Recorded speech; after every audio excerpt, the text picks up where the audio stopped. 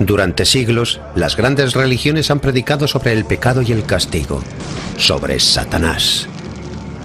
El demonio es el enemigo de la raza humana. Y el infierno. Es una bruma de oscuridad, hay llanto y gemidos, es un lugar al que no quieres ir. En las escrituras aparecen historias de un Satanás maligno y de los tormentos del infierno. Jesús habló mucho más del infierno que del cielo. ¿Dónde está el demonio en el jardín del Edén? Por supuesto, la serpiente. Se habla de un inframundo abrasador vigilado por una bestia inteligente. La mayoría de las creencias sobre el infierno y el demonio no proceden de la tradición bíblica. ¿Qué es el infierno? ¿Y quién es Satanás? Infierno, el reino del demonio.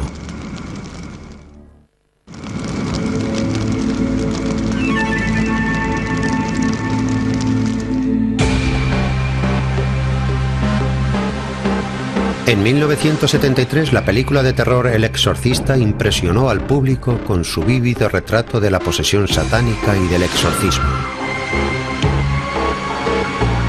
Pero la idea del demonio introduciéndose en el cuerpo humano es mucho más antigua. Algunos creen que el concepto de la posesión tiene su origen en las creencias chamanistas prehistóricas. Los considerados chamanes expulsaban a los malos espíritus del cuerpo de la víctima mediante la brujería. Hacia 1500, los líderes de la iglesia, los escritores y los artistas habían hecho famoso a Satanás. Los sermones, los cuadros, los libros y las obras de teatro confirmaban que el demonio estaba en todas partes, mirando de forma lasciva desde la puerta de la iglesia, causando guerras y acechando en la cama de todos los hombres. Incluso Martín Lutero, que rechazaba gran parte del dogma católico, creía que los demonios habían invadido su cuerpo. Martín Lutero fue el hombre más obsesionado con el demonio de la historia. Al parecer sufrió mucho de estreñimiento durante toda su vida. Pensaba que el demonio estaba en sus entrañas. Lutero vivió en la época en la que la influencia del demonio alcanzó su punto culminante. Desde el siglo XVI hasta comienzos del XVIII, las cazas de brujas cubrían Europa, enfrentaban a vecino contra vecino, a marido contra esposa. Acusaciones de lujuria, envidia, amor desesperado y deseos frustrados llenaban tribunales irregulares y arbitrarios. A las brujas se les consideraba agentes del demonio y estaban por todas partes.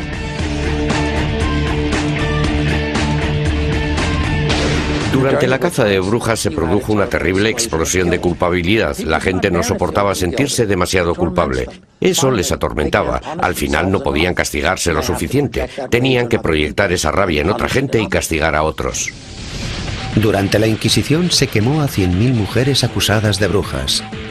Se pensaba que el gran impostor, el padre de todas las mentiras, se deleitaba corrompiendo a inocentes. Cuanto más inocente parecieras, más frecuentaras la iglesia, más santo parecieras, más probabilidades había de que fueras un agente de Satanás. Porque ¿quién iba a sospechar de ti? Parecías alguien que jamás haría algo malo. Eras la herramienta perfecta para el trabajo de Satanás. Pronto se adoptaron herramientas nuevas en la lucha sin final contra Satanás. En 1486, el Papa Pablo II decretó que la tortura era aceptable en casos sospechosos de brujería. 2 años después aparece el Malleus Maleficarum, uno de los libros más populares de la época y el manual no oficial de la Inquisición. Recalcaba que las brujas estaban en connivencia con el demonio y ofrecía pistas para identificar a las culpables. Les cosían piedras a la ropa y las arrojaban a un lago o a un pozo. Si se ahogaban, decían que no eran las piedras, sino sus malos actos los que las hacían hundirse. Una prueba de que de verdad eran brujas. Antes del mundo moderno, la política y la religión no estaban separadas, eran lo mismo. Si había un desorden en la sociedad, tenía una dimensión religiosa. Creían sinceramente que cuando ocurría algo peculiar y tenía un efecto negativo en la sociedad, había algún aspecto diabólico en aquello. Era una forma de personalizar el mal que sentían en el mundo. Cuando los puritanos viajaron al Nuevo Mundo, llevaron sus viejos miedos con ellos. El protestantismo de la primera época estaba muy obsesionado con el demonio. También se oponía mucho al sexo, así que cuando grupos como los puritanos fueron a América y se establecieron en Nueva Inglaterra, llevaron ese equipaje con ellos. Tenían miedo al demonio, veían al demonio en todas partes. Uno de los más eficaces a la hora de inculcar el miedo a sus seguidores fue el predicador puritano Jonathan Edwards. Su autoritario sermón "Pecadores en manos de un Dios airado" pedía a todos ser rectos o enfrentarse a los horrores del infierno. Dios no desea en ningún instante hacer muestra de su poder arrojando a los impíos al infierno. Ellos merecen ser echados al infierno. De manera que si la justicia divina se encuentra en el camino, no hay objeción eficaz contra el uso del poder de Dios para destruirlos. Pecadores en las manos de un Dios airado. Jonathan Edwards. Cuando Jonathan Edwards pronunciaba su sermón "Pecadores en manos de un Dios airado", ¿qué motivo tenía la gente para pasar 3 días en la nieve para oírle predicar? Les estaba diciendo que se iban a condenar. A la gente le gusta el miedo. Nos colocamos en situaciones que asustan. El miedo y el terror son emociones humanas primarias. Consumidos por el miedo, los puritanos propiciaron en Salem el horror a las brujas en 1692. Una vez más, no había defensa contra el cargo de colaborador con el maligno. La gente que hacía las preguntas en los interrogatorios sobre brujería con frecuencia partía de un grupo de preguntas ya preparadas. Sabía lo que había hecho el demonio. El caso de Salem fue pequeño para los niveles europeos. Una veintena de mujeres juzgadas, condenadas y ejecutadas a lo largo de un año. El demonio pareció tomarse vacaciones durante algún tiempo. Después de Salem y durante casi 300 años, los juicios en los que aparecía el demonio fueron muy escasos en Norteamérica. Pero de pronto, con la locura de los rituales satánicos de las décadas de 1980 y 90, regresó.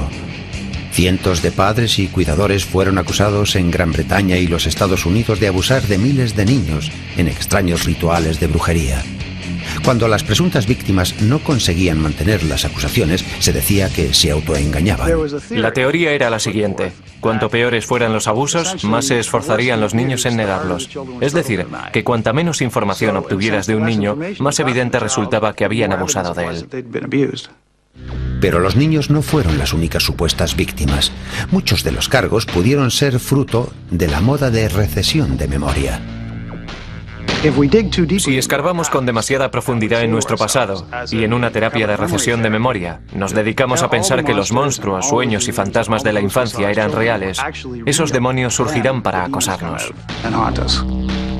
Algunos terapeutas drogaban e hipnotizaban a pacientes adultos, instándoles a que buscaran en sus recuerdos, buscando signos de abusos infantiles en cultos satánicos. Los medios de comunicación echaron leña al fuego inflando el número de cultos.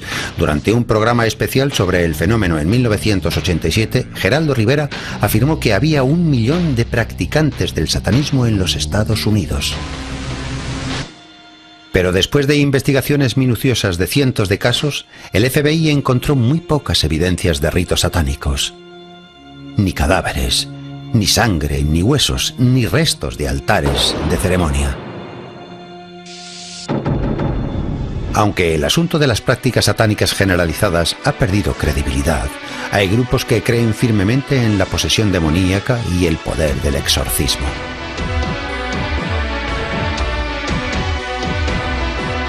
Begone, Satan, inventor and master of all deceit. Es una oración para curar, para liberar a una persona de algún tipo de fuerza maligna, personal o impersonal, que parece haberse apoderado de esa persona.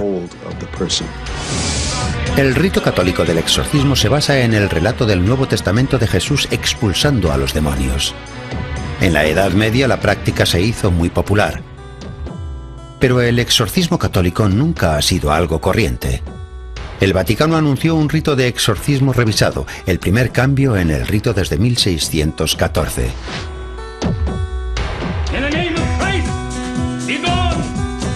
Aunque los nuevos ritos de exorcismo son prácticamente idénticos al antiguo, el cambio principal es el énfasis que se hace en usar el exorcismo solo como último recurso, poniendo todo el esfuerzo en destacar causas físicas, psicológicas y conductas emocionales que pudieran ser confundidas con la posesión. Los exorcismos son acontecimientos poco frecuentes. La película de 1973, El Exorcista, se basa en el rito católico del exorcismo y es una guía bastante fiable de lo que busca la Iglesia para determinar si hay posesión. El exorcista debe encontrar 4 tipos de conducta. Un individuo que posee fuerza sobrehumana, que muestra una reacción furibunda ante las cosas sagradas, que muestra conocimientos ocultos y que habla una lengua que normalmente no debería conocer.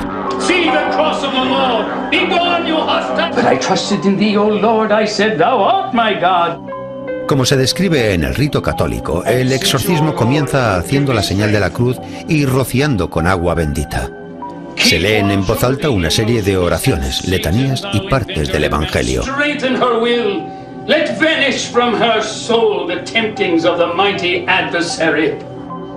Una vez terminados estos ritos, el exorcista coloca el final de su estola sobre el cuello del poseído, muestra un crucifijo y hace la señal de la cruz sobre la frente. Si lo considera necesario, el exorcista ordena al demonio que salga de la persona poseída. La ceremonia concluye con una oración y la bendición. Puede repetirse toda la ceremonia. El catolicismo no es la única fe cristiana que practica alguna forma de exorcismo.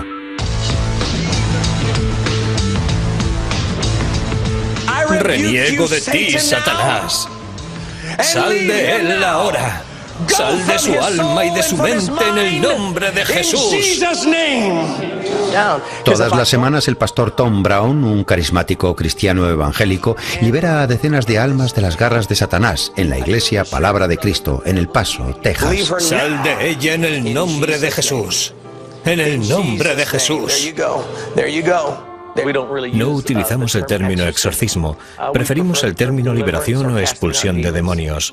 No utilizamos la palabra poseído porque poseído implica control absoluto. Lo que creemos es que los demonios pueden tener influencia sobre nosotros. El pastor Brown se remonta a Jesús para explicar la práctica de la expulsión de demonios. El primer exorcismo que relata el Evangelio de Marco ocurrió en una sinagoga. Una persona endemoniada alza de pronto la voz y dice: «Ajá, sabemos quién eres, el Santo Hijo de Dios. ¿Has venido a torturarnos antes de nuestra hora?». En realidad quien gritaba no era el hombre, sino el demonio. Jesús dijo al demonio que se callara y saliera, y el hombre quedó libre. Creemos que hay millones, quizá miles de millones de ángeles caídos que trabajan bajo el control de Satanás. Al haber tantos, creemos que debemos estar en guardia. Te he dicho que la dejes. Satanás no quiere que la gente de este mundo sea feliz. Ha actuado mal. Se merece esto. No tienes derecho legal para permanecer en ella. Quiere que todos sean infelices. Quiere que todos vayan con él al infierno. Deja en paz a mi hermana. Sal de ella. Y es muy real. Es muy, muy real. No puedo verlo, pero es muy real. De una vez para siempre. Sal en nombre de Jesús. ¡Aleluya! Oía voces, voces malignas.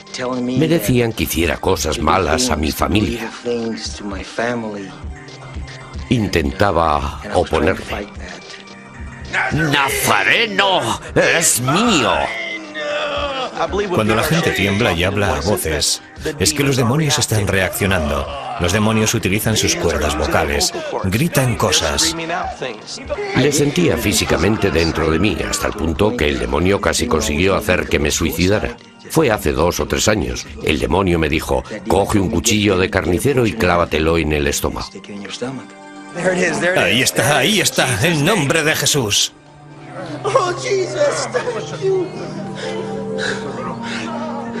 Me sentí aliviado. Me sentí iluminado. Me sentí libre de los espíritus que estaban dentro de mí.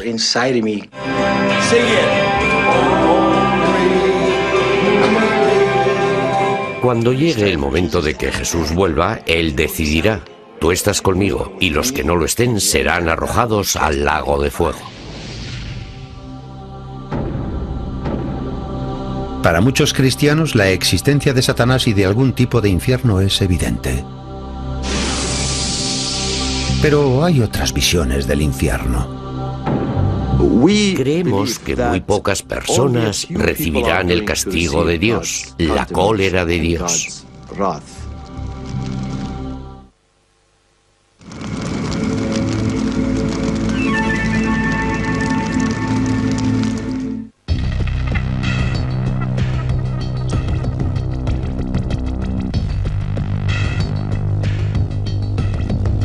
Durante siglos, los seguidores de las grandes religiones del mundo han lidiado con los conceptos de cielo e infierno. Si observa las imágenes de la otra vida y trata a todas con respeto, llega a la conclusión de que el ser humano siempre ha creído en una vida después de la muerte. ¿Qué puede significar esto? Creo que la gente mira a la otra vida como si fuera un espejo. Ven lo que es importante de ellos. El cristianismo, el islam y el judaísmo tienen puntos de vista distintos respecto a la otra vida. Islam significa sometimiento a la voluntad de Alá y no tiene elementos tan influyentes como lo es el demonio en el cristianismo. Sin embargo, tanto el cristianismo como el islam creen en la existencia del infierno.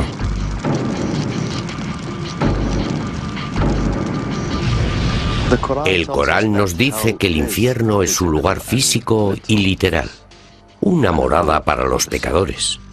El infierno es una parte esencial de la vida humana. Sin infierno, la vida estaría llena de confusión y desorden. Por eso creó Dios el paraíso y el infierno, para que tengamos disciplina, para que sigamos la verdad.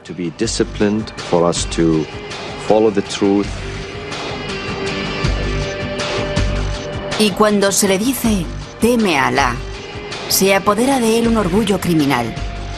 Tendrá el infierno como retribución. El Corán, capítulo 2, versículo 206. Aquellos que son condenados al infierno del Islam son recibidos de manera aterradora. Leemos en algunos pasajes del Corán que cuando los pecadores son conducidos al infierno, los reciben con gran estruendo, gritando. Van a escuchar los bramidos del fuego. El fuego es profundo, estrecho, apretado.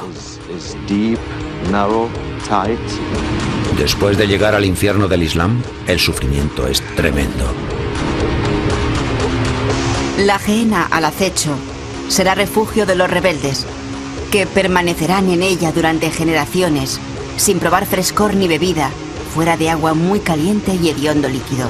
Corán, capítulo 78, versículos 21 a 25. El Corán continúa hablando de cómo será torturada la gente y el castigo que recibirá allí. Su piel arderá, pero Dios renovará su piel para que vuelvan a sentir el castigo del fuego.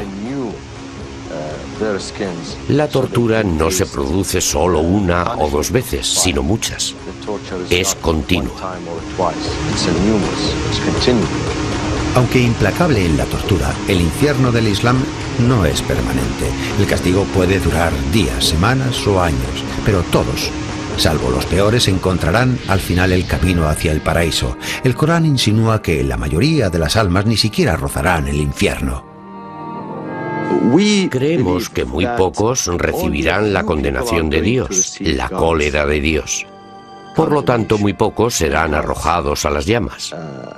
Se muestra enfadado e iracundo, pero es solo de forma temporal. Sabemos que su misericordia es siempre mayor que su cólera. Usa la misericordia más que la cólera. Pero su cólera es necesaria para que la gente le obedezca.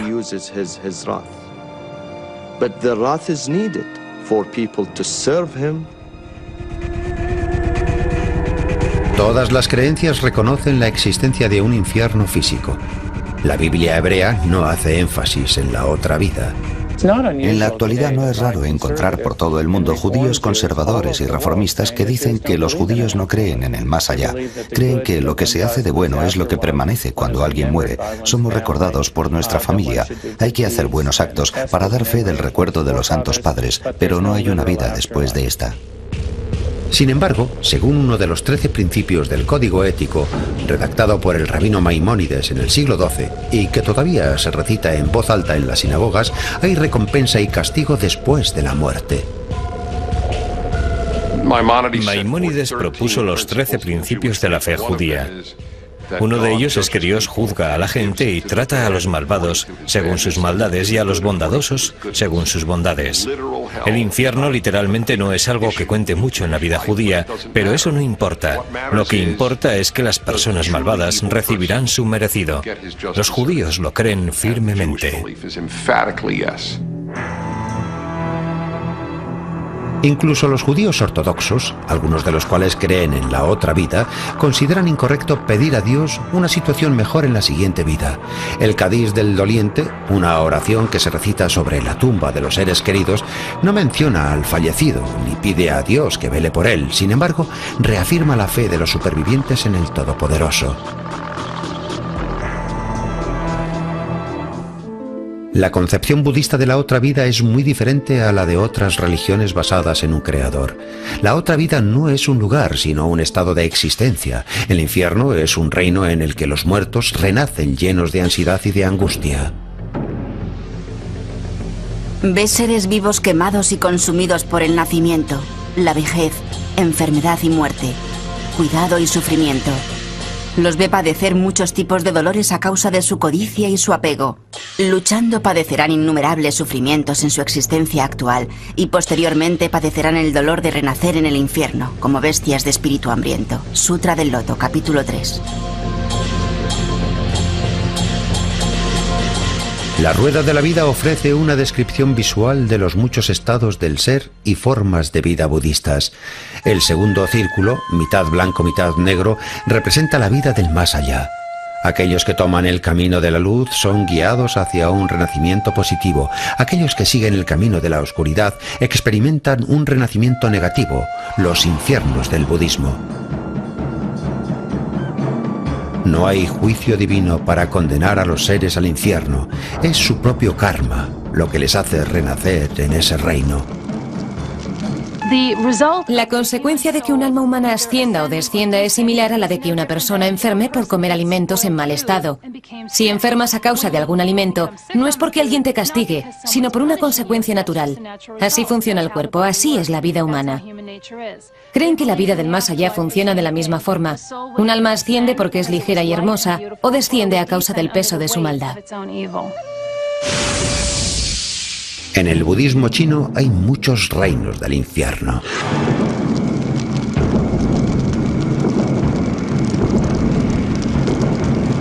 En estos infiernos, los seres vivos sufren dolores incalculables e indescriptibles. Roídos por chacales hambrientos, cuervos, perros negros, buitres moteados y grajos, los que sufren gimen. Ese es el estado que experimente un hombre de hechos perniciosos, un estado de sufrimiento absoluto. Budismo, Sutta Nipata, versos 672 a 676. Pero al igual que en el Islam, el sufrimiento no es eterno. Los seres vivos padecen los sufrimientos del infierno hasta que se consume el karma pernicioso que han generado en vida. Los moradores del infierno, espíritus hambrientos, bestias y muchos otros que se encuentran en circunstancias difíciles, están por lo tanto en disposición de ser salvados. Sutra del Loto, capítulo 24. Cuando han consumido su mal karma, los ocupantes del infierno renacen en un plano de existencia más feliz. Pese a las diferencias, las religiones dominantes del mundo coinciden por lo general en un código de conducta humana. Pero a lo largo del tiempo, los rebeldes y los disidentes han desafiado las nociones tradicionales de infierno y Satanás y han adoptado al demonio como uno de los suyos.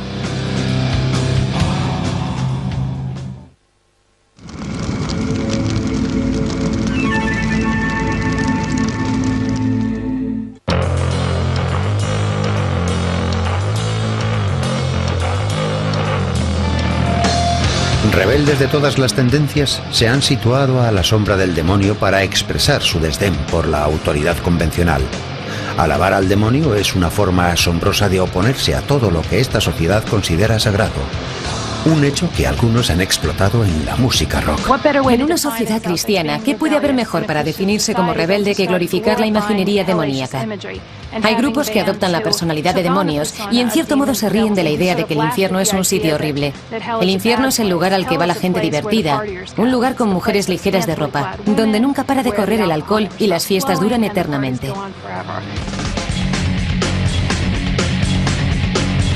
A lo largo de la historia, el infierno y el demonio han servido como símbolo de los contrarios.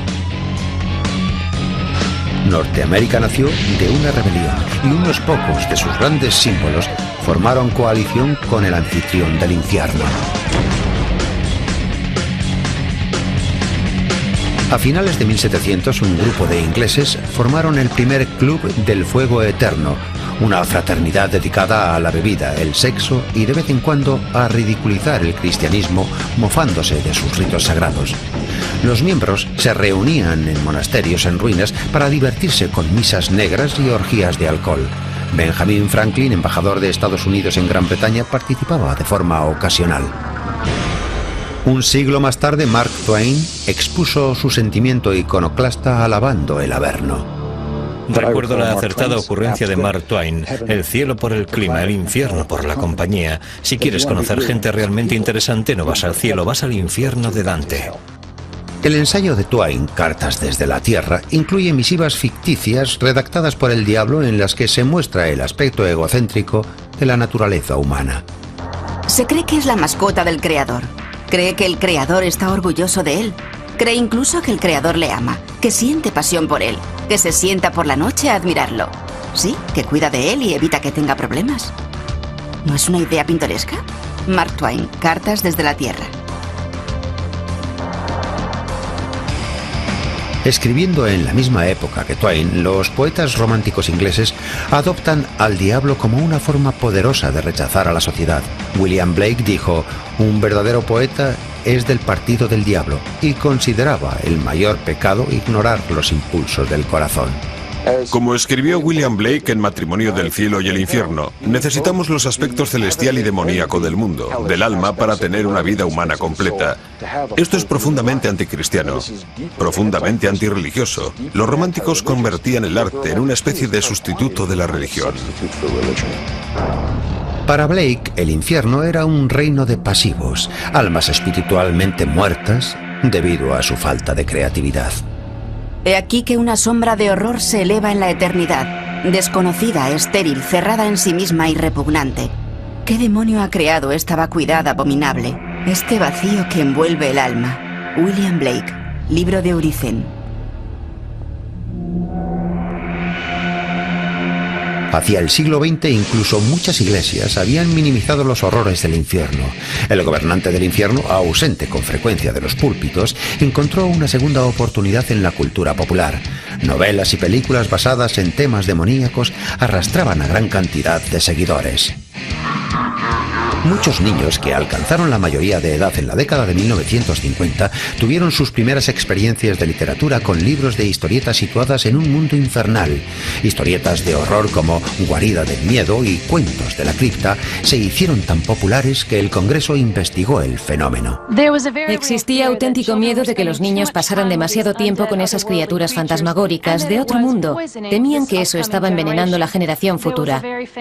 Bersen, un doctor alemán famoso, decía que leer libros de historietas era totalmente destructivo para la psique.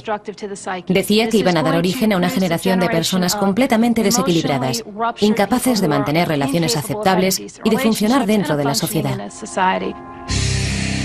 En la actualidad, rebeldes de todo tipo adoptan la imaginería infernal para indignar a los defensores de lo establecido. Una de las razones de que los ángeles del infierno usen esos símbolos es que hacen que otras personas se enfaden. Quieren que las demás personas se enfaden. Quieren que el resto de la gente tenga miedo de ellos. Pero quizá ningún otro grupo ha adoptado las ceremonias del diablo con tanto entusiasmo como la iglesia moderna de Satanás. Lucifer excelsis Dei. In the name of our most exalted God, Satan, Lucifer, I command thee to come forth. Come forth, and bestow these blessings of hell upon us. Hail, Satan! La Iglesia de Satanás ha elegido a Satanás como su símbolo principal, porque en hebreo significa adversario, opositor, el que acusa o duda. Nos vemos a nosotros mismos como satanáses, como adversarios, como opositores, como acusadores de todos los sistemas de creencias que intenten obstaculizar el disfrute de nuestra vida como seres humanos.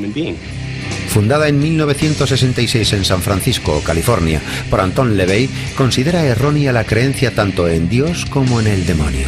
Por eso eligen la autoconfianza y la autoadoración. Es una religión muy egoísta. Creemos en la codicia, creemos en el egoísmo, creemos en los pensamientos lujuriosos que motivan al hombre, porque son sentimientos naturales del hombre. Si vas a ser un pecador, sé el mejor pecador del barrio. Si vas a hacer algo malo, hazlo. Date cuenta de que estás haciendo algo malo y disfruta de ello.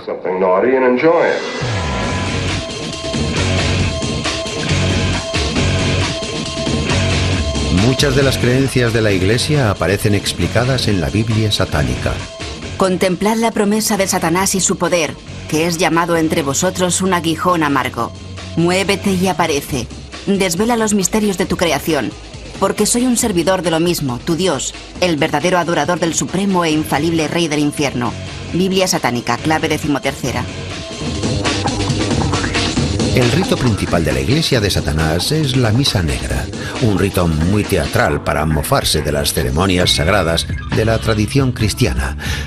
La Misa Negra explota la imaginería del infierno y Satanás.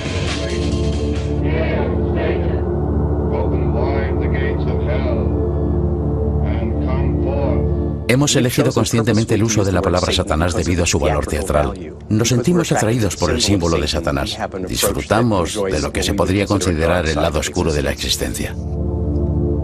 Hace poco, los productores de Canal Historia consiguieron autorización para asistir a una misa negra moderna, un acontecimiento que ha visto muy poca gente que no pertenezca a la Iglesia de Satanás. En el satanismo practicamos rituales mágicos. A la cámara de ritos le llamamos cámara de descompresión intelectual. En ella dejamos de pensar y de racionalizar. Entramos en una sala oscura e iluminada con velas. Nos liberamos de nuestras emociones como forma para eliminar aquello que pueda dificultarnos realizar el tipo de cosas que queremos hacer.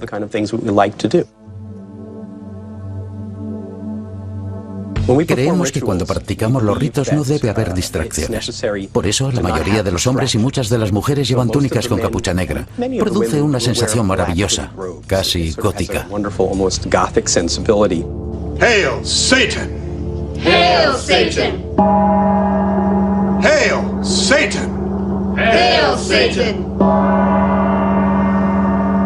Hail, Satan! Siguiendo la tradición de su fundador Anton LaVey, la misa negra moderna tiene una gran carga sexual. El satanismo reconoce que sentimos amor y lujuria. Es algo natural en el animal humano. Así que si buscas pareja, debes realizar un rito de lujuria. Las mujeres se visten a veces con ropa que estimula sexualmente a los hombres, porque, como sabemos, los hombres son muy fáciles de estimular por la vista. El rito de destrucción también forma parte de la ceremonia. Hacemos a los demás lo que ellos nos hacen a nosotros. Si alguien nos hace daño, creemos firmemente que tenemos derecho a vengarnos de esa injusticia. La venganza forma parte de nuestra filosofía. Tenemos un rito de destrucción, cuya finalidad es eliminar cualquier tipo de odio que pueda surgir en nosotros porque alguien nos ha hecho daño. The mighty voices of my vengeance smash the stillness of the air and stand as monoliths of wrath upon a plain of writhing serpents. Si alguien te ha hecho daño, puedes hacer un muñeco de esa persona y clavarle agujas o clavos o romperlo en pedazos. Eso es el corazón del rito de destrucción, la eliminación de la persona que te ha hecho daño. I see your remaining days as nothing but a quiet, tedious collection of hours. You will find no new love. You are lost. Every day will be the same. You may as well have never have lived at all. Las creencias de la Iglesia de Satanás la colocan bastante al margen de lo socialmente aceptable, algo que sus miembros perciben. Somos los adversarios de todos los credos espirituales y de toda la gente que dice que tienes que seguir el ejemplo de otro, que tienes que obedecer. Creamos el cielo y la tierra en nuestra propia existencia. El resultado depende completamente de nosotros. Como los satánicos no aceptan ciertas ideas de la otra vida, creen que no serán juzgados por sus hechos terrenales. Sin embargo, la mayoría de las principales religiones creen firmemente que tras la muerte les espera el día del juicio. La pregunta que se cierne como un fantasma es ¿quién va al infierno?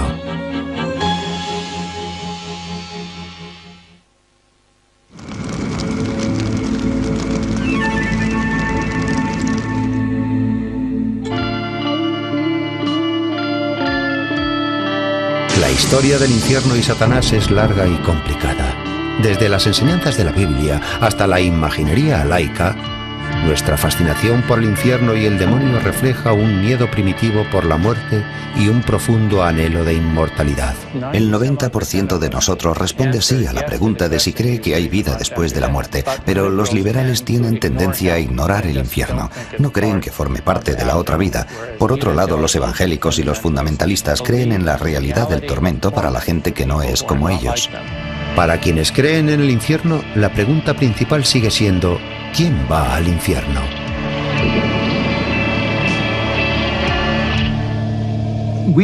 Realmente no sabemos quién va al cielo y quién al infierno. Algunos cristianos, por ejemplo, en la tradición ortodoxa rusa, albergan la esperanza de que al final todo el mundo se salvará, incluido el demonio, incluido Satanás. Pero ese es uno de los grandes misterios. Es una de las preguntas de las que no conocemos la respuesta.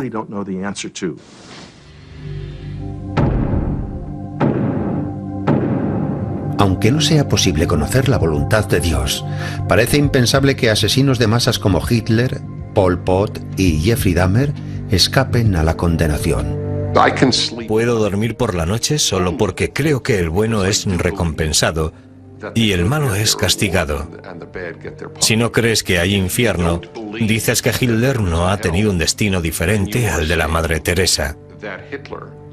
El ser humano más vil y cruel de los seres humanos correría la misma suerte que el más compasivo.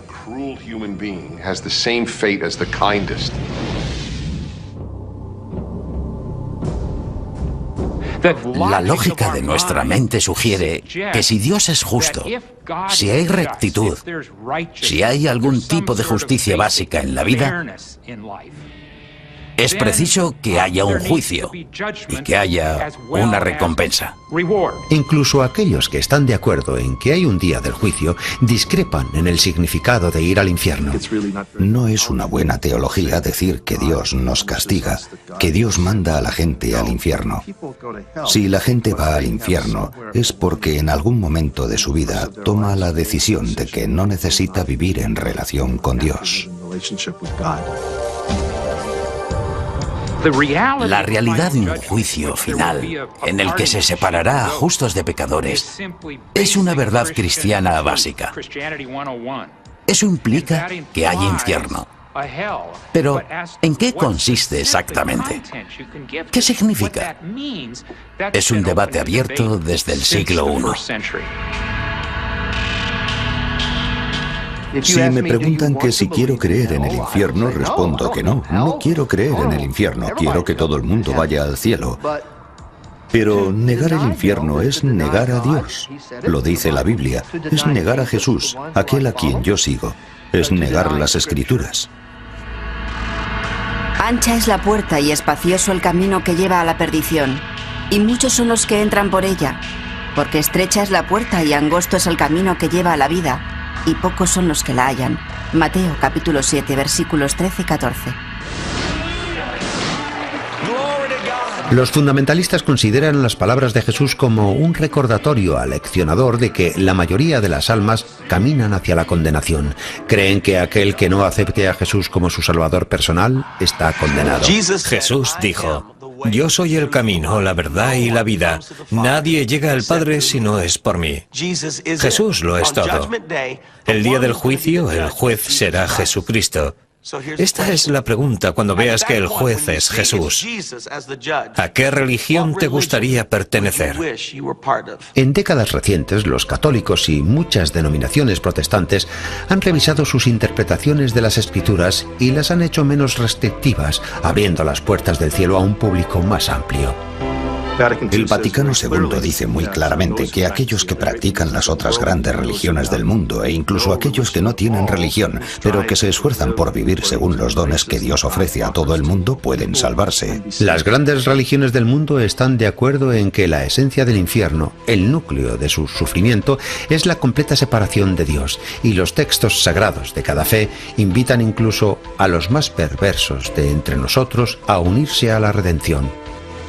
Deje el impío su camino, y el hombre inicuo sus pensamientos, y vuélvase a Jehová, el cual tendrá de él misericordia, y al Dios nuestro, el cual será amplio en perdonar. Isaías, capítulo 55, versículo 7. No importa que seas un asesino en el corredor de la muerte.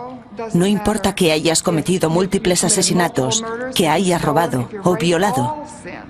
Todo pecado, cualquier pecado puede ser perdonado cuando acudes a la cruz y planteas la muerte de Jesús para que Dios perdone tus pecados.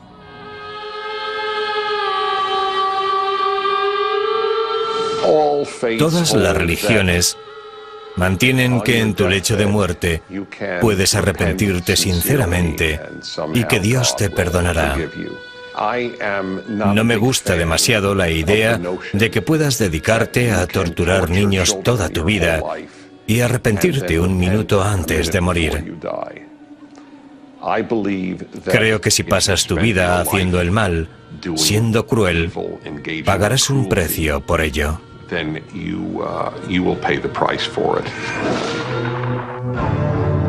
Independientemente de las creencias, la humanidad se enfrenta a una verdad innegable.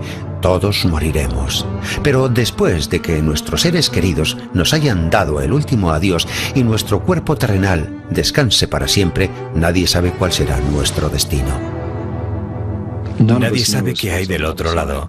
Robert Frost, el poeta, dice: el fuerte no dice nada hasta que lo ve. A todos nos gustaría una respuesta sencilla sobre el infierno, el demonio, el bien y el mal. Pero no hay una respuesta sencilla a los grandes temas de la vida. Solo hay sombras y tonos grises. Pero la duda no evita nuestra especulación constante acerca del infierno y Satanás.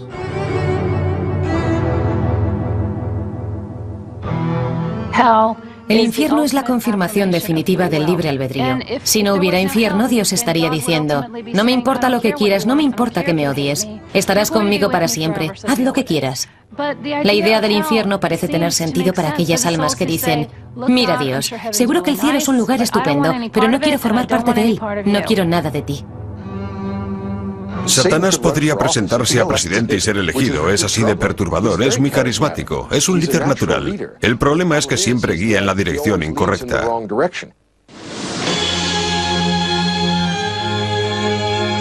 Redactada a lo largo de siglos, la historia de Satanás y el infierno parece ser reescrita por cada generación. El infierno es un proyecto de construcción compartido. Se basa en historias contadas por algunos de los mejores narradores de la historia.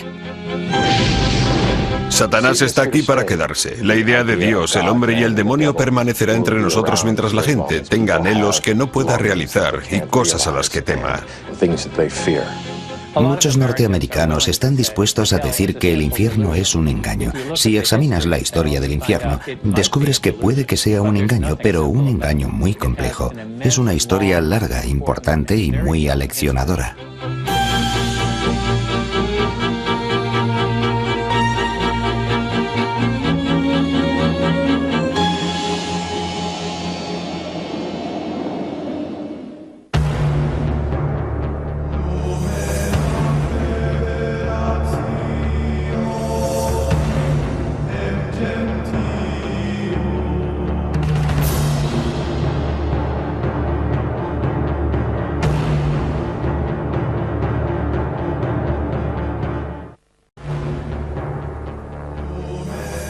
Durante siglos, las grandes religiones han predicado sobre el pecado y el castigo, sobre Satanás El demonio es el enemigo de la raza humana. y el infierno. Es una bruma de oscuridad, hay llanto y gemidos, es un lugar al que no quieres ir. En las escrituras aparecen historias de un Satanás maligno y de los tormentos del infierno. Jesús habló mucho más del infierno que del cielo. ¿Dónde está el demonio en el jardín del Edén? Por supuesto, la serpiente. Se habla de un inframundo abrasador vigilado por una bestia inteligente. La mayoría de las creencias sobre el infierno y el demonio no proceden de la tradición bíblica. ¿Qué es el infierno? ¿Y quién es Satanás? Infierno, el reino del demonio. En las últimas décadas, muchas personas han relatado experiencias próximas a la muerte. Una experiencia perceptiva consciente que ocurre durante momentos muy próximos a la muerte. La mayoría describen como un viaje tranquilo, en el que son guiados a través de un túnel bañado con luz brillante. Pero unos pocos han experimentado algo mucho más aterrador. Aseguran haber viajado a un mundo lleno de tormentos. Creen que han ido al infierno y regresado. Era peor que cualquier cosa que haya podido imaginar o ver en una película de terror. En 1985, Howard Storm, de 38 años, viajaba por Europa cuando de pronto sufrió un colapso debido a una perforación de estómago. Acudió rápidamente al hospital. Su estado empeoró con rapidez. Los médicos me dijeron que me quedaban unas 5 horas de vida. Aquella noche, Howard perdió la conciencia. Mientras se deslizaba hacia la muerte, Storm cree que abandonó su cuerpo. Voces misteriosas le llamaron y las siguió por el pasillo. Había bastantes personas, hombres y mujeres, todos adultos. Resultaba muy difícil verlas.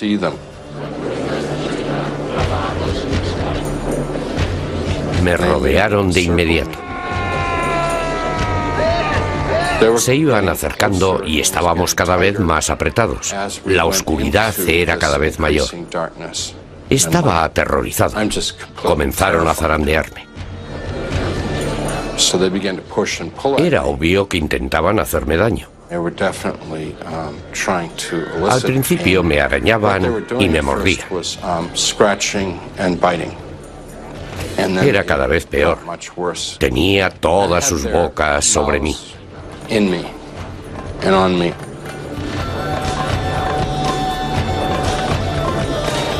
Yo gritaba y me defendía. Pese a que no era un hombre religioso, Storm dice que repitió las oraciones que había aprendido de niño en la escuela dominical. La gente que me rodeaba no soportaba que se mencionara a Dios. Se ponían muy violentos y nerviosos. Así que grité con toda la fuerza de que fui capaz. Jesús, por favor, sálvame. Vino hasta mí, me tocó, me elevó, me sanó, me llenó de amor y me abrazó. A los pocos minutos reanimaron a Howard Storm, que se recuperó después de la operación. Pero su vida cambió por completo debido a lo que cree que vio. Era como la puerta del infierno, la entrada del infierno. La gente tiene que saber que se está jugando su destino eterno justo ahora, hoy, en este momento. La muerte, la gran igualadora. A lo largo del tiempo, la gente de todo el mundo ha creído que la vida dura más allá de la tumba. Las religiones modernas ofrecen diferentes versiones de una vida después de la muerte. La mayoría de ellas tienen dos puntos en común. Vivir acorde con los mandatos de Dios lleva a un más allá positivo, a un cielo. Una vida asociada al mal lleva a un más allá negativo, a un infierno. Recompensa y castigo en la otra vida va intrínsecamente unido a la creencia en un Dios bueno. Si crees que Dios es bueno, crees por definición que hay recompensa y castigo después de esta vida. Pero ¿cuál es la dureza del castigo? ¿Es el infierno un lugar físico, un estado de sufrimiento? ¿Existe? Todos sentimos culpa y por lo tanto todos necesitamos tormento. Y en este sentido todos necesitamos el infierno. Si no creemos en él, encontramos la forma de crearlo. La Biblia dice que el infierno es un lugar, porque es el lugar al que Dios envió al demonio y a sus ángeles. Y es el lugar en el que dijo Jesús que vivirán algún día aquellos que renieguen de él. El infierno es, por supuesto, una metáfora. Es un concepto mitológico. Significa vivir sin relación alguna con Dios, relación que es el gran regalo de la vida humana. El infierno puede que sea algo simbólico. Me refiero a que la gente no se quema en parrillas durante el tiempo que sea, pero su simbolismo es muy importante. La mayoría de las creencias cristianas mantienen que hay una fuerza poderosa que nos atrae hacia el mal y que vigila el infierno. A este poder, a esta personalidad, se la identifica casi siempre con el demonio. Es algo que se apodera de la libertad humana y corrompe por completo la capacidad de la gente para elegir el bien. Lo llamamos demonio, lo llamamos el maligno.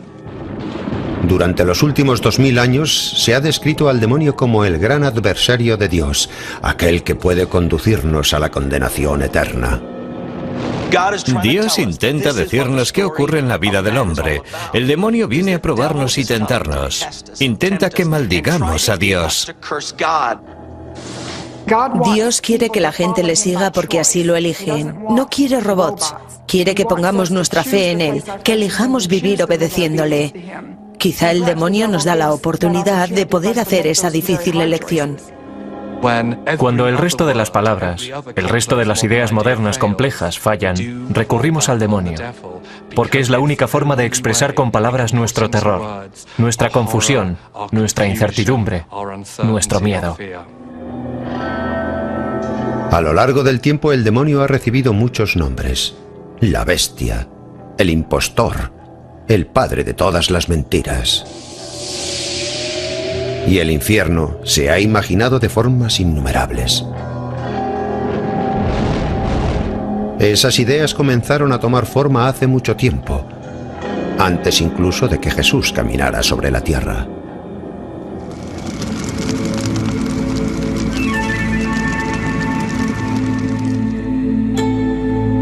El infierno de fuego y azufre es simplemente la versión más conocida del Averno. De los hombres de Neandertal a los del siglo XXI, de los desiertos de Mesopotamia a las islas de Grecia, la humanidad ha creado imágenes sorprendentemente similares de un más allá desagradable, retrato de nuestra imaginación más oscura. En el antiguo Egipto estaban obsesionados por la idea de la inmortalidad. Construyeron tumbas complicadas para proteger el cuerpo físico. Un alma para alcanzar la nueva vida debía primero superar grandes terrores.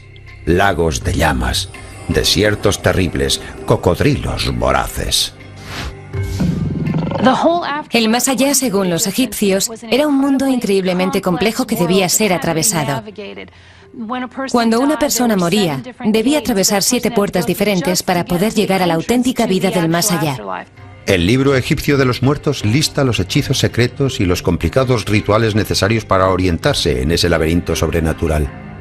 Los egipcios fueron los primeros en creer que las almas serían juzgadas después de la muerte. Aquellos que atravesaban, que cruzaban al inframundo, aparecían ante el dios Osiris para ser sometidos al juicio final. A los justos se les concedía la vida eterna. Los indignos eran devorados por un monstruo espantoso llamado Amut. Una de las primeras descripciones del cielo evoca una criatura horripilante que devora a los condenados. Es una de las imágenes más antiguas y permanentes del infierno. El infierno boca. Una persona no va al infierno para que su alma se consuma. No es un lugar al que vayan de forma pasiva, al que estén destinados a ir, sino algo que se alza y los reclama, que los lleva a sus entrañas para someterlos a los horrores que hay dentro de él. Un destino igual de nefasto esperaba a los seguidores de Zoroastro, un profeta del siglo VI a.C. El zoroastrismo dominó Europa y Oriente Medio durante casi un milenio. Según sus mitos, el juicio rápido e inexorable de los muertos se producía sobre el estrecho puente Simba. Se trata de un puente peligroso. Es muy estrecho. Las personas buenas sobreviven al puente, lo cruzan, porque sus cuerpos y sus almas son ligeros. Los pecadores, las personas malas, no lo cruzan porque su cuerpo es pesado. Pierden el equilibrio y caen del puente. caen en los fosos del infierno en llamas, en el castigo eterno. El zoroastrismo se vio pronto ensombrecido por las enseñanzas de un nuevo profeta. Al final, los discípulos de Cristo, los apóstoles del amor, contribuyeron también a definir el infierno de la condenación eterna.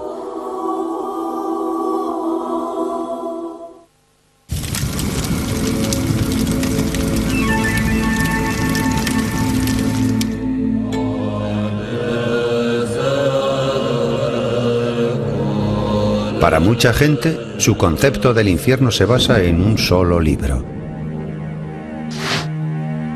La Biblia dice que el infierno es el lugar en el que pasará la eternidad la gente que rechaza la oferta de salvación que hace Dios a través de la fe y de Jesucristo. Es un lugar de separación eterna de Dios. La idea bíblica del infierno evoluciona a lo largo de la Biblia. El Antiguo Testamento incluye solo referencias fugaces e indirectas al infierno. Seol, la morada hebrea de los muertos, se compara a veces con la tenebrosa idea actual del infierno, pero en realidad es muy diferente. El destino común, tanto de los justos como de los pecadores muertos. Seol era sinónimo de sepulcro y de separación de Dios. Porque el sepulcro no te celebrará ni te alabará la muerte, ni los que descienden al hoyo esperarán tu verdad. El que vive, éste te confesará como yo hoy. Isaías capítulo 38, versículos 18 y 19. Seol es el lugar al que todo el mundo iba. No era un lugar de recompensa ni castigo. Todos iban allí, buenos y malos. Era otra forma de describir lo que sucede cuando mueres.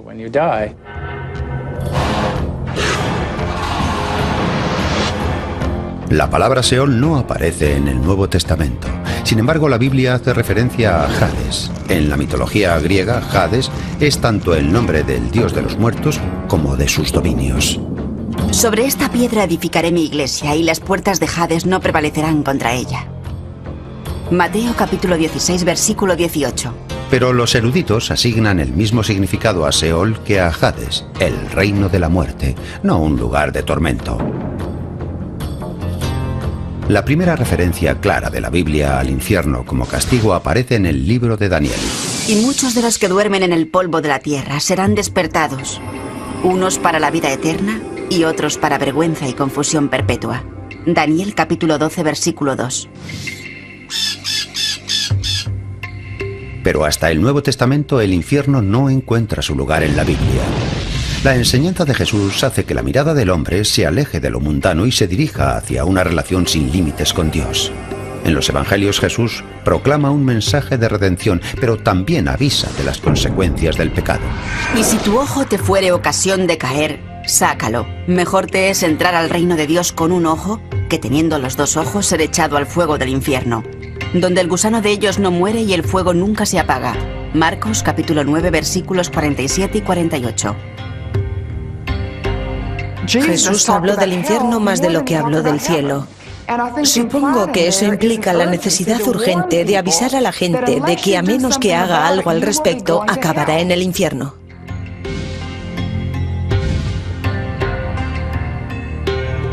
Jesús también dio a sus seguidores una descripción visual de lo que puede ser el infierno. A las afueras de Jerusalén estaba Jena, un tóxico vertedero de basura donde se quemaban los desechos. En los evangelios, Cristo emplea a Jena como una metáfora del fuego que nunca deja de arder. La imagen proviene de un montón de basura a las afueras de Jerusalén, en el que se quemaban continuamente los desechos de la ciudad. Eso proporcionó la imagen que ha llevado a la tradición cristiana a considerar el infierno como un lugar de humo, fuego y sufrimiento eterno.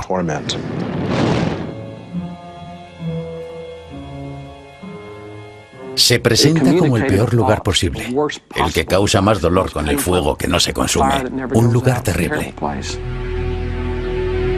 Aunque la Biblia hace relativamente pocas alusiones abiertas al infierno, lo hace de forma muy gráfica en algunos pasajes. Y los echarán al horno de fuego. Allí será el lloro y el crujir de dientes. Mateo capítulo 13, versículo 42. Apartaos de mí, malditos, al fuego eterno preparado para el diablo y para sus ángeles. Mateo, capítulo 25, versículo 41. Pero pese a todas las torturas descritas en la Biblia, muchos teólogos sostienen que el mayor sufrimiento descrito en la Biblia proviene de la separación eterna de Dios. En llama de fuego para dar el pago a los que no conocieron a Dios ni obedecen al Evangelio de nuestro Señor Jesucristo, los cuales serán castigados de eterna perdición por la presencia del Señor y por la gloria de su potencia. Segunda Tesalonicenses, capítulo 1, versículos 8 y 9. Probablemente el significado más básico del infierno es la separación de Dios. En realidad de eso se trata todo, la privación, la ausencia siempre de la presencia de Dios. Sin embargo, aquellos que interpretan las Escrituras de forma literal creen que el infierno es un lugar físico y que la Biblia ofrece pistas sobre su localización. Y abrió la tierra su boca y tragólos a ellos. Descendieron vivos al abismo y cubriólos la tierra. Números, capítulo 16, versículos 32 y 33. El infierno se encuentra en mitad de la tierra. Dios creó ese lugar para el demonio y sus ángeles. Jesús nos lo dice. La descripción bíblica de los sufrimientos del infierno termina con una breve nota en el libro de la Revelación, una historia apocalíptica sobre el fin del mundo y el juicio final. Y el diablo que los estaba extraviando fue arrojado al lago de fuego y azufre, donde ya estaban tanto la bestia salvaje como el falso profeta. Y serán atormentados día y noche para siempre jamás. Revelación capítulo 20, versículo 10. Creo que en las Escrituras muchas de las descripciones del infierno son alegóricas. La Biblia describe el infierno como un lago. Un lago es cambiante, ondulante, nunca es igual, no es estable. El infierno es un lugar de enorme inestabilidad, donde sientes que las cosas cambian continuamente y nada es igual.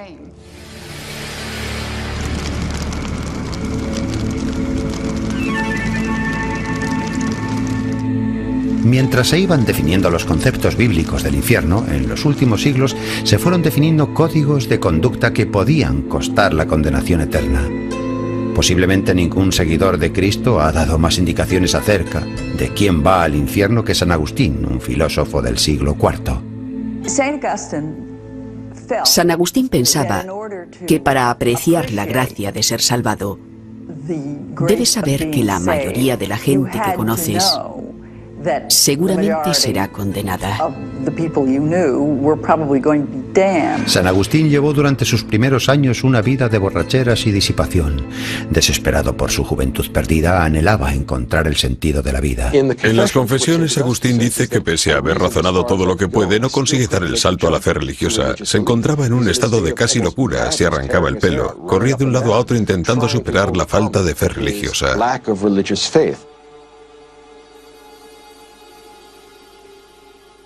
Finalmente, mientras San Agustín atendía a su madre en el lecho de muerte, ella le convenció para que se convirtiera al cristianismo.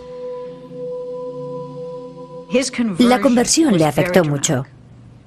Sintió que había cometido acciones que normalmente deberían haberle valido ser condenado al infierno para toda la eternidad.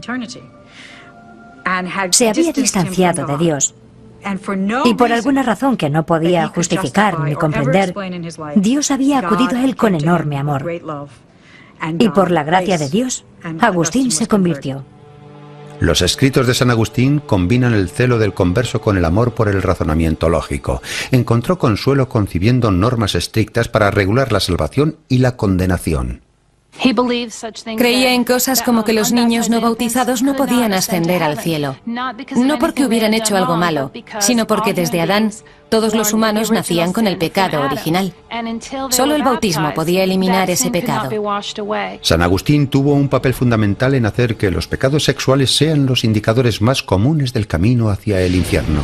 La lujuria requiere para su consumación de la oscuridad y del secretismo, no solo cuando se desea una relación ilícita, sino también en la fornicación que la ciudad terrenal ha legalizado. San Agustín, la ciudad de Dios. Era algo así como alguien que ha sido fumador compulsivo y al dejar de fumar no soporta estar en una habitación donde hay un cigarrillo. San Agustín tuvo muchas relaciones sexuales antes de encontrar el cristianismo. Después dio la espalda al sexo y se volvió muy pesimista respecto a la sexualidad y a las mujeres. El oscuro mensaje de San Agustín encontró pronto una audiencia dispuesta a escuchar. Durante los primeros 1000 años del cristianismo, el infierno apenas se mencionaba desde el púlpito, pero en la Alta Edad Media, los santos varones se aferraron a las enseñanzas de San Agustín, a veces para favorecer sus propios intereses. La necesidad de un poder que no fueran las armas para convencer a la gente de que te siguiera a ti en vez de a otra persona hizo que la idea del infierno como un lugar físico tomara cada vez más fuerza. En una época asolada por la hambruna, la peste y las guerras, a la mayoría de la gente le resultaba fácil imaginar una vida futura igual de atroz. Las advertencias de San Agustín sobre el infierno ayudaron a convertir a gran cantidad de paganos que vivían en la penumbra de la muerte. Saber que en una semana puedes perder a toda tu familia a causa de la peste y que la mitad de la población de Europa falleció en 4 años a causa de la peste, contribuye a crear una nueva perspectiva sobre la vida en el más allá. Como los predicadores decían constantemente a sus feligreses, piensa en la muerte con frecuencia. Con la rectitud como estandarte, los líderes de la Iglesia usaban el miedo al infierno para llenar los bancos de las iglesias. Hablaban sin cesar de las torturas, del sufrimiento, del dolor, del olor pestilente, del fuego eterno, de los cuerpos retorciéndose de dolor. Al final descubrieron que la gente acudía a oír hablar sobre el espectáculo del infierno. Era como ir a una película de miedo. ¿Quieres que te asusten, que te aterroricen? Los predicadores se dieron cuenta de que el infierno se estaba convirtiendo en un imán. Para los europeos del siglo XVI, los sermones sobre el fuego eterno eran la verdad en palabras. El infierno se percibía como algo muy real. El pueblo en que vivían era la única referencia que tenía la gente, y el pueblo solo tenía una iglesia. La iglesia era la puerta hacia la salvación. Cualquier cosa que se dijera en la iglesia era verdad. Los instruidos no están necesariamente embaucando a la masa cuando predican sobre el cielo y el infierno. Les están diciendo lo que creen que es verdad. Los sermones convincentes no eran las únicas herramientas para dibujar un submundo temible. El arte y la arquitectura de las iglesias representaban de forma vívida la historia del infierno. Lo que ves con los ojos o escuchas con los oídos cuando se pronuncian los sermones, te cantan los himnos o te leen las escrituras, penetra en tu corazón y se queda grabado para siempre. Los frescos impulsaban la fantasía abominable. Los salvados observaban desde el cielo los tormentos de los condenados. Muchas pinturas cristianas antiguas muestran a gente cómodamente sentada en el cielo y mirando hacia abajo, como si estuvieran en la platea de un teatro, viendo cómo torturan a los pecadores en el infierno, y metafóricamente al menos frotándose las manos y regocijándose de ello. Pero las visiones del infierno estaban incompletas sin la imagen de un ángel malo que vigilara el Averno. Los santos varones y los escritores reconocieron en el anfitrión del infierno poderes enormes y sorprendentes.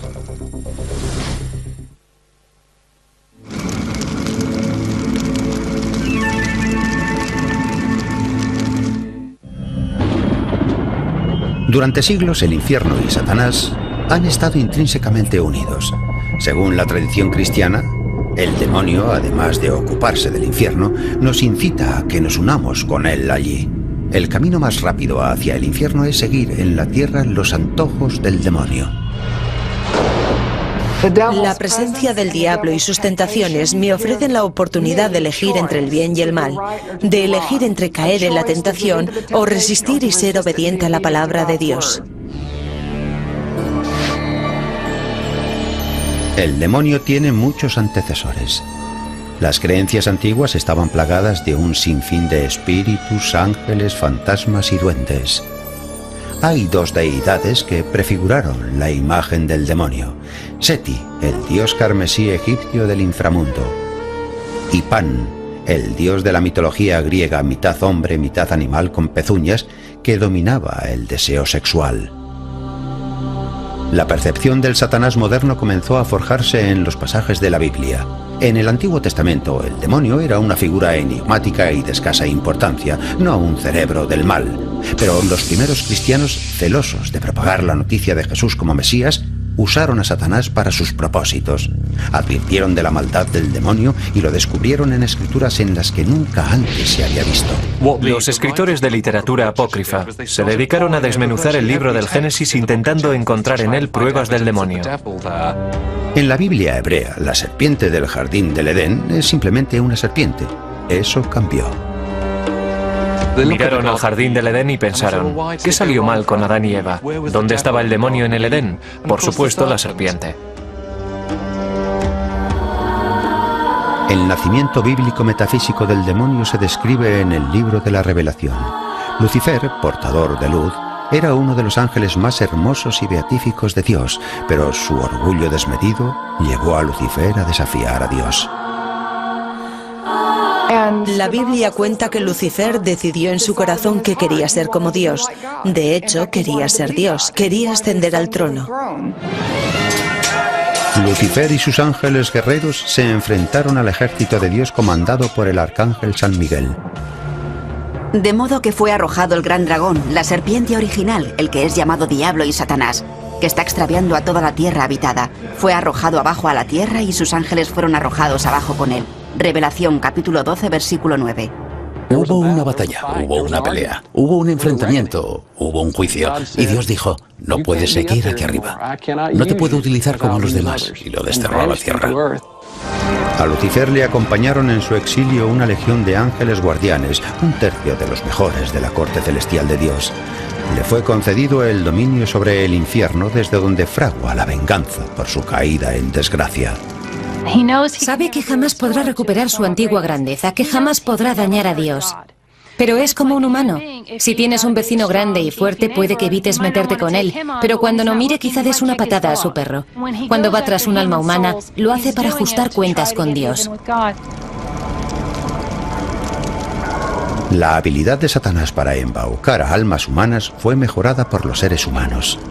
En el siglo VI, se imbuyó al demonio de poderes arrolladores, colocando a su puerta los 7 pecados capitales. Si observamos los 7 pecados capitales, vemos que lo que hacía Gregorio era rechazar el mundo. Todo lo que le gustaba a la gente, como no trabajar, comer mucho o divertirse, se consideraba obra del diablo. Los 7 pecados capitales se convirtieron en el instrumento mediante el cual la Iglesia cristiana prácticamente condenaba al mundo y se colocaba en contra de este. Cualquier acto mundano se consideraba obra del diablo. Cualquier cosa espiritual era obra de Dios. A medida que se desarrollaba la biografía del demonio, fueron apareciendo imágenes suyas en piedra y vidrio en catedrales magníficas.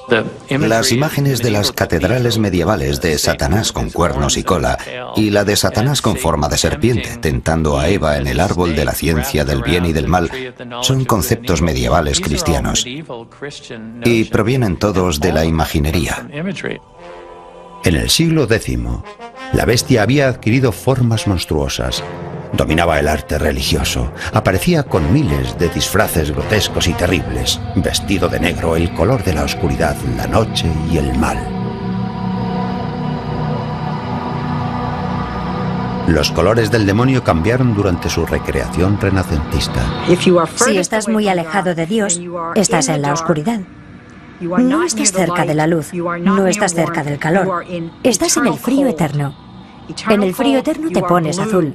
Así que comenzamos a ver al diablo representado como mitad humano, mitad animal, o completamente animal, pero azul oscuro.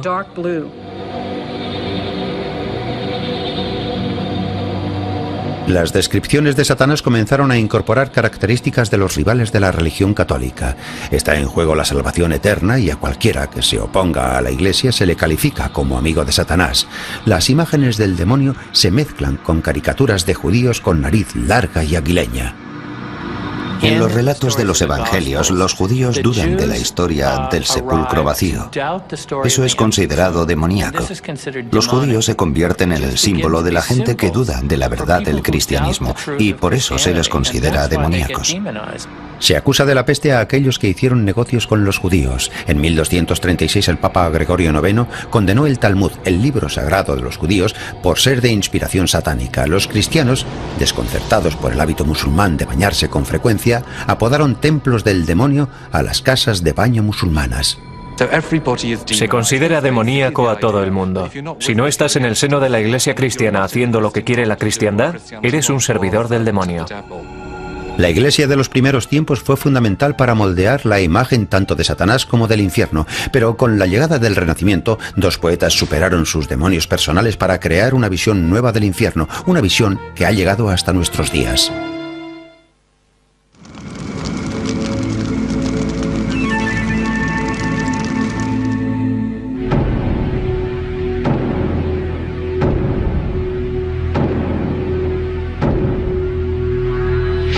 El infierno de la imaginación popular tiene muchos autores. La mayoría de las creencias sobre el infierno y el demonio no provienen de la tradición bíblica. La Biblia no habla demasiado del tema. Los detalles provienen de los poetas, no de los profetas. Entre las obras literarias que han contribuido a formar nuestra idea del infierno, destaca El infierno de Dante. Por mí se va hasta la ciudad doliente. Por mí se va al eterno sufrimiento. Por mí se va a la gente condenada. Dejadlos que aquí entráis toda esperanza. El infierno, canto 3.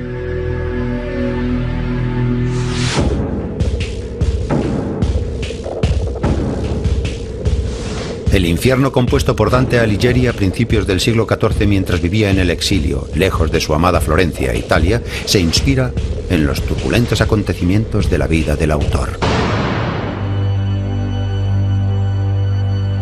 Durante la época de Dante, el Vaticano se hizo con el control de toda la Toscana. Dante, un católico devoto, opinaba que la Iglesia debía compartir el poder con las autoridades civiles. Mientras estaba en Roma, fue arrestado acusado de cargos falsos, hostilidad contra el Papa, entre otros. La Iglesia le amenazó de muerte, confiscó sus propiedades y le expulsó para siempre de su ciudad natal. Dante respondió escribiendo El infierno. A mitad del camino de la vida, en una selva oscura me encontraba, porque mi ruta había extraviado. El infierno, canto 1. Es un viaje del alma. Dante es un peregrino, vaga por la eternidad del cosmos, lo que significa que también vaga por la eternidad del alma. El retrato que hace Dante del infierno es mucho más detallado que las descripciones bíblicas. Imaginó 9 círculos de infierno. Cada nivel estaba designado para contener a las almas culpables de unos pecados específicos. Comenzó en la parte superior del infierno y lo describió mediante 9 secciones descendentes.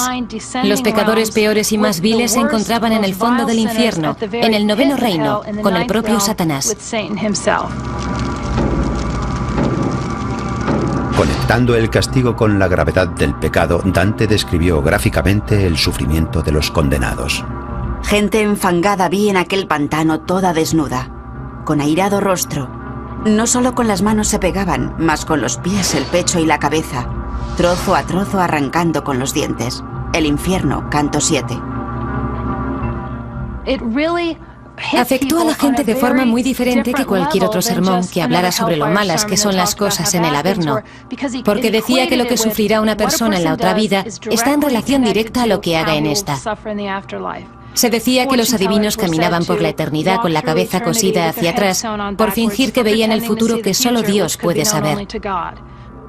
La gente que se había entregado a sus pasiones, los adúlteros, eran arrastrados eternamente por fuertes vientos, porque en vida se habían dejado arrastrar por las pasiones. Cada pecado tenía un castigo específico. Yo hice al Padre y al Hijo enemistarse, y como gente unida así he partido. Partido llevo mi cerebro. Ay, triste, de su principio que está en este tronco. Y en mí se cumple la contrapartida. El infierno, canto 28. Uno de los aspectos interesantes del infierno de Dante es que las cosas que hacen que la gente vaya a él, las cosas por las que se les condena son las cosas que quieren. Quieren lo que no deben. Todo el mundo está en el infierno porque quiere algo. Si quieres riqueza, sexo, poder político o cualquier otra cosa que no sea el amor de Dios, estás cometiendo un pecado condenable. Para Dante, traicionar la confianza era un acto imperdonable. El nivel 9º y más profundo del infierno está ocupado por los grandes traidores de la historia, envueltos no por llamas, sino por el frío gélido del Ártico, que les separa de la luz de Dios. Si eres un gran traidor, como Judas, Bruto o Casio, pasarás la eternidad siendo devorado por una bestia de 3 cabezas que permanece inmóvil. Pasarás toda la eternidad triste y helado en la profundidad oscura y fría del infierno, apartado de Dios. Dante situó a varios padres de la Iglesia, incluidos el Papa Celestino V y el Papa Bonifacio VIII, en el círculo más bajo del infierno. ¿Ya estás aquí, Bonifacio? El sumo sacerdote puede que sea arrastrado al infierno. El infierno, cantos 19 y 27. A Dante le exilaron de su país. Tenía muchos enemigos. Todos aparecen en el infierno. Los muestra siendo castigados con su imaginación artística, cada uno como se merece. La repercusión del infierno de Dante fue inmediata y profunda. Se leía ante grandes asambleas de oyentes embelesados. Se tradujo muy pronto a todas las lenguas europeas. Los artistas italianos se deshicieron los clichés trillados y comenzaron a pintar el infierno de Dante. Dante consigue poner en forma narrativa una forma de pensar sobre lo sublime, una forma de pensar sobre lo divino.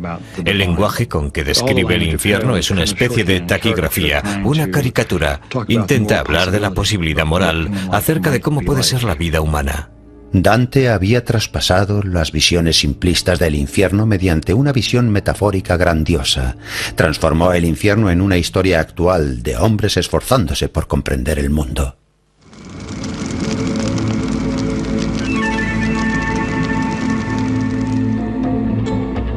Al igual que Dante expandió para siempre nuestra noción del infierno, el poeta inglés John Milton revolucionó el personaje del diablo.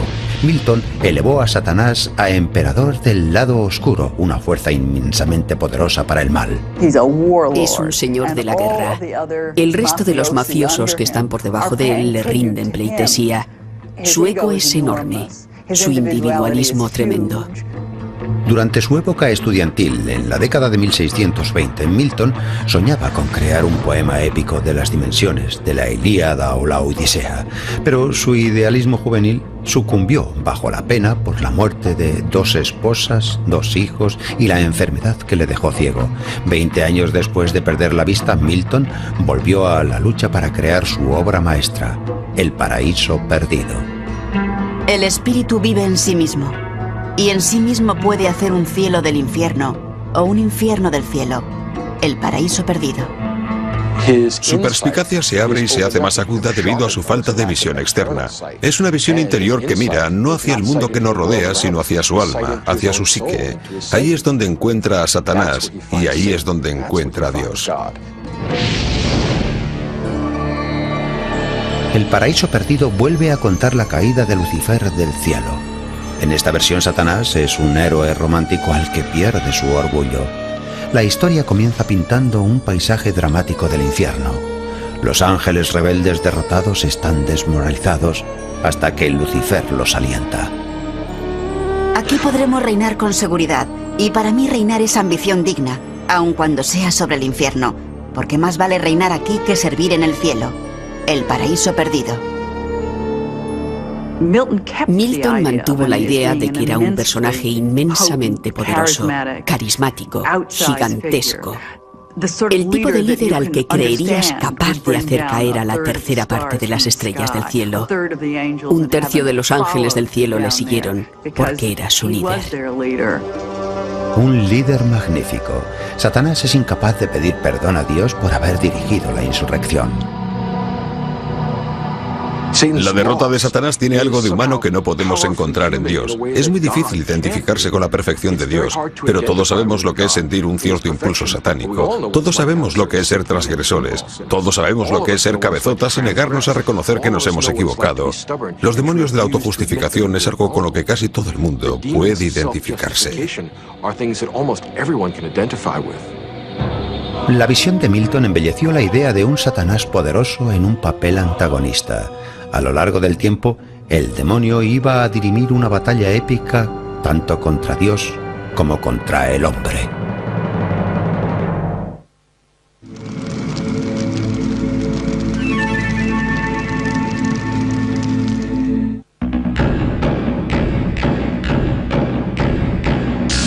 Desde el comienzo de los tiempos, el hombre y Dios se han enfrentado al maligno. Uno de los primeros ejemplos del demonio enfrentándose a Dios y tentando la fe de los humanos lo encontramos en el libro de Job. El libro de Job reconoce que hay otras fuerzas, otros poderes que en cierto modo están bajo el control de Dios. Pero Dios no es la causa del mal, aunque sea el Señor del universo. Dios tiene el control sobre todo, pero la causa del mal es Satanás, el tentador. Es él quien hace que el mal aparezca. En las Escrituras, Dios alardea ante Satanás de la rectitud de su fiel servidor Job. Satanás replica diciendo que Job reverencia a Dios solo por la riqueza y prosperidad que le ha concedido. En el libro de Job, Satanás es un miembro de la corte celestial que pone a prueba a los seres humanos. Satanás desafía a Dios diciendo que si le hace sufrir, Job renegará del Todopoderoso. Mas extiende ahora tu mano y toca todo lo que tiene, y verás si no te blasfema en tu rostro. Job, capítulo 1, versículo 11. Satanás dice que el hombre solo es bueno porque espera recompensa, y Dios dice que no es cierto. El demonio replica, pongámosles a prueba. Satanás hace una apuesta con Dios, es algo profundamente diabólico. ¿Qué puede ser más vano que apostar en contra de Dios? ¿Qué posibilidades tienes de ganar? Cero. Así que ¿por qué iba a hacer alguien una apuesta así? Solo para hacer el mal por el mal. Dios permite que Satanás haga caer sobre Job catástrofes terribles. La única restricción es que no puede hacer daño físicamente a Job. En un día, Job pierde sus posesiones materiales. Satanás también arrebata a Job su familia.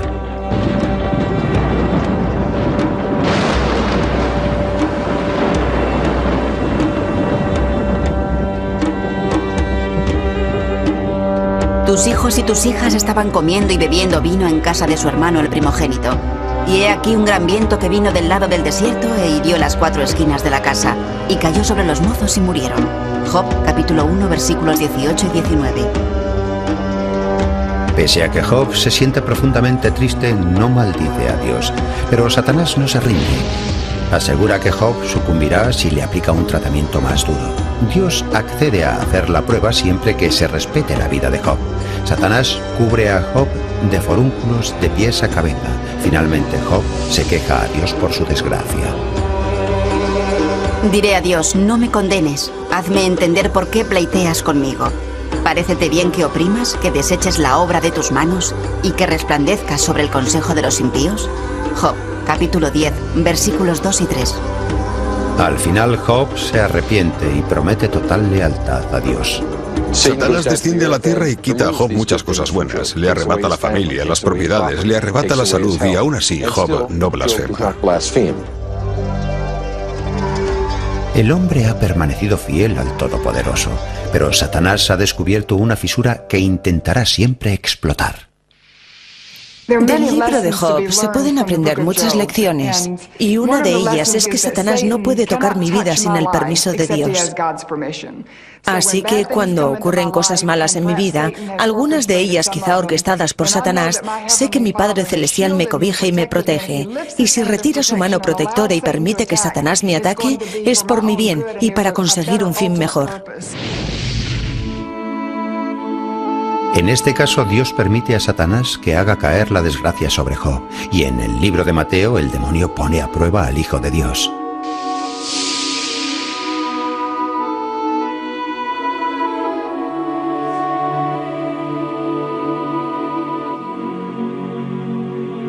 Mientras Jesús ayuna en el desierto durante 40 días y 40 noches, Satanás le presenta 3 tentaciones, incluyendo la más atractiva de todas: poder. Otra vez le pasa al diablo a un monte muy alto, y le muestra todos los reinos del mundo y su gloria. Y dícele, todo esto te daré si postrado me adorares. Mateo, capítulo 4, versículos 8 y 9. Somos tentados, no con los peores pecados, sino con los más nobles. Somos tentados para que tomemos las cosas en nuestras manos en vez de confiar en Dios. Jesús en aquellos momentos de aislamiento espiritual es tentado para que tome el control de las cosas, para que use el poder de controlar las cosas en vez de ser un servidor, para que cree un imperio en vez de ser el Hijo de Dios. Jesús se niega a tomar atajos, se niega a aceptar los reinos de este mundo que Satanás le ofrece como Dios de este mundo. Rechaza todo atajo para evitar la cruz. Tiene que morir.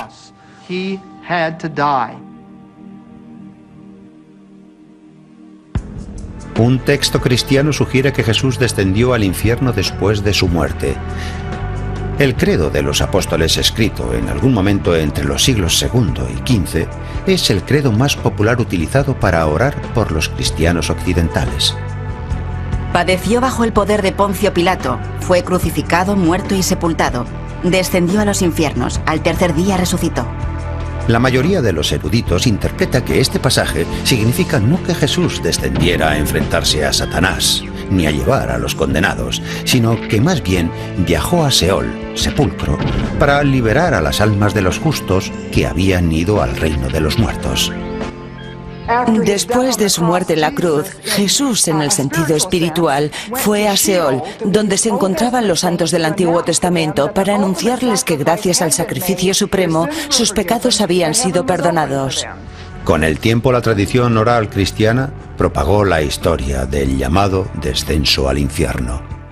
Una de las razones por la que el descenso al infierno cobra importancia es que la cristiandad quería salvar a los santos padres hebreos, sobre todo a Abraham e Isaac. Muestra a Jesús en un papel muy diferente al que le vemos ocupar en la Biblia. No le vemos como un predicador o siendo crucificado en actitud pasiva. Le vemos como Jesucristo superestrella. Jesús desciende y rescata a gente. Es una imagen fuerte y viril de Jesús. Algunos pasajes bíblicos apuntan hacia esta historia, pero ninguno la apoya directamente. Por eso, muchas corrientes cristianas han eliminado del credo la frase «descendió a los infiernos». En ningún momento del descenso a los infiernos, ni de cualquier otro relato bíblico, ha sido Satanás capaz de controlar a Jesús ni a Dios. ¿Pero puede apoderarse de un ser humano? ¿Sabes que el demonio tiene sus garras en ti? He venido por el bien de mi alma, para que me liberasen de los malos espíritus que estaban dentro de mí. Si una persona está poseída, ¡sal de ella! ¿Cómo se libera? ¡Sal de él! ¡Vete ya!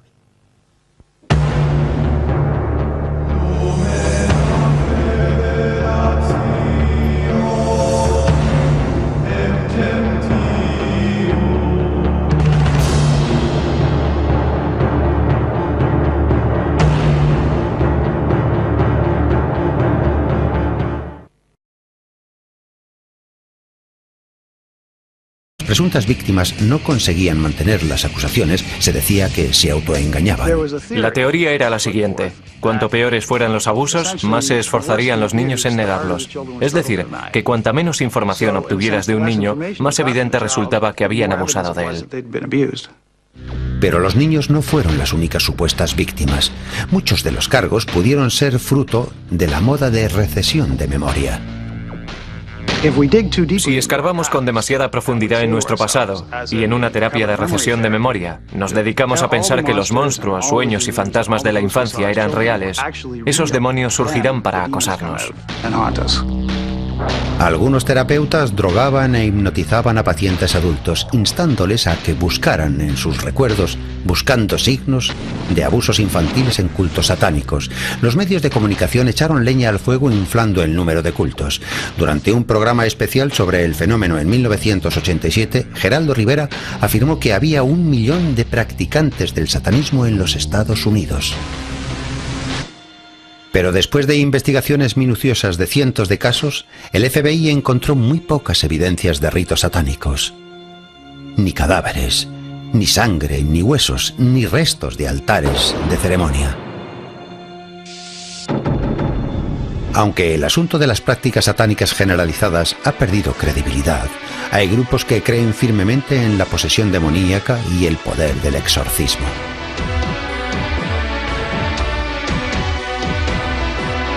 Begone, Satan, inventor and master of all deceit. Es una oración para curar, para liberar a una persona de algún tipo de fuerza maligna, personal o impersonal, que parece haberse apoderado de esa persona. El rito católico del exorcismo se basa en el relato del Nuevo Testamento de Jesús expulsando a los demonios. En la Edad Media la práctica se hizo muy popular. Pero el exorcismo católico nunca ha sido algo corriente. El Vaticano anunció un rito de exorcismo revisado, el primer cambio en el rito desde 1614.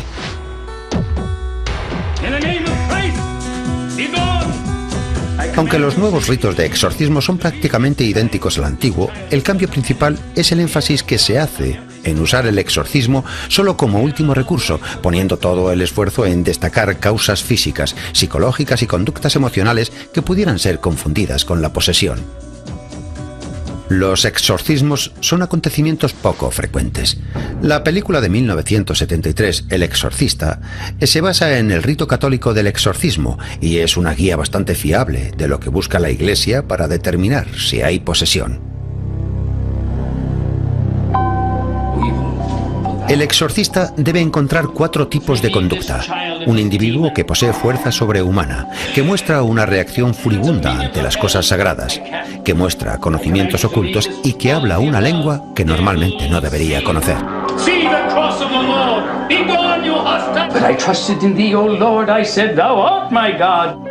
Como se describe en el rito católico, el exorcismo comienza haciendo la señal de la cruz y rociando con agua bendita. Dentro de mí, hasta el punto que el demonio casi consiguió hacer que me suicidara. Fue hace 2 o 3 años. El demonio me dijo, coge un cuchillo de carnicero y clávatelo en el estómago. Ahí está, en nombre de Jesús.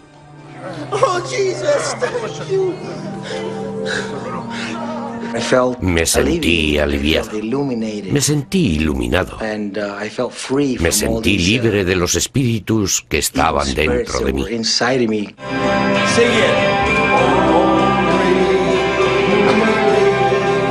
Cuando llegue el momento de que Jesús vuelva, Él decidirá. Tú estás conmigo, y los que no lo estén serán arrojados al lago de fuego. Para muchos cristianos, la existencia de Satanás y de algún tipo de infierno es evidente. Pero hay otras visiones del infierno. Creemos que muy pocas personas recibirán el castigo de Dios, la cólera de Dios.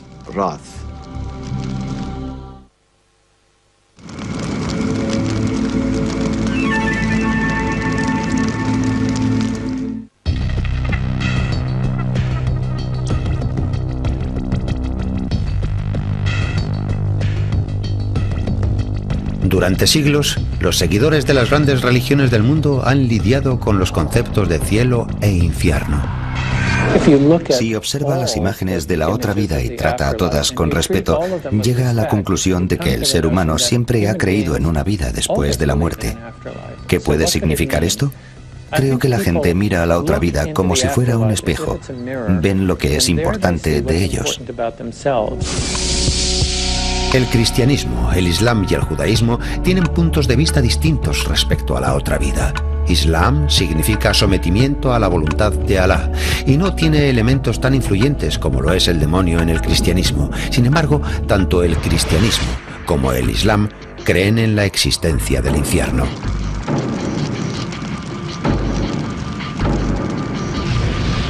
El Corán nos dice que el infierno es un lugar físico y literal.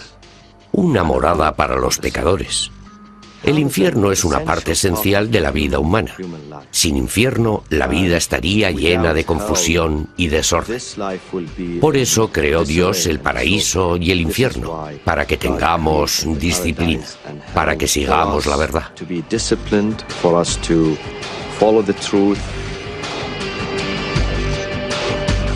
Y cuando se le dice, teme a Alá, se apodera de él un orgullo criminal.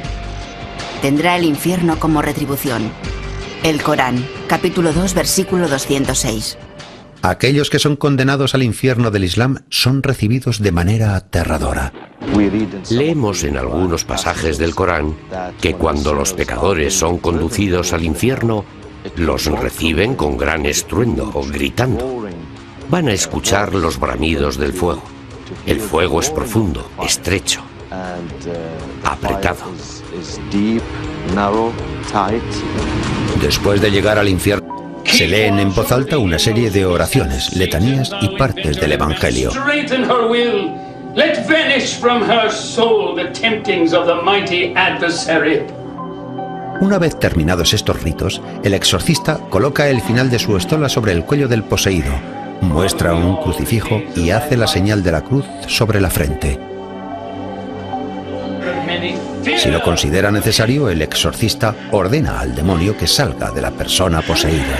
We command you to leave in the name of God. La ceremonia concluye con una oración y la bendición. Puede repetirse toda la ceremonia. El catolicismo no es la única fe cristiana que practica alguna forma de exorcismo.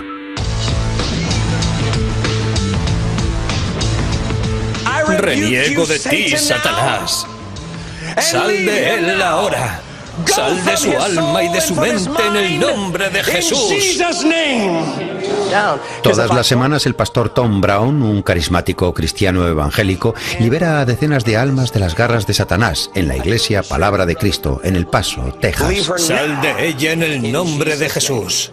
En el nombre de Jesús. No utilizamos el término exorcismo, preferimos el término liberación o expulsión de demonios. No utilizamos la palabra poseído porque poseído implica control absoluto. Lo que creemos es que los demonios pueden tener influencia sobre nosotros. El pastor Brown se remonta a Jesús para explicar la práctica de la expulsión de demonios. El primer exorcismo que relata el Evangelio de Marco ocurrió en una sinagoga. Una persona endemoniada alza de pronto la voz y dice: «Ajá, sabemos quién eres, el Santo Hijo de Dios. ¿Has venido a torturarnos antes de nuestra hora?». En realidad quien gritaba no era el hombre, sino el demonio. Jesús dijo al demonio que se callara y saliera, y el hombre quedó libre.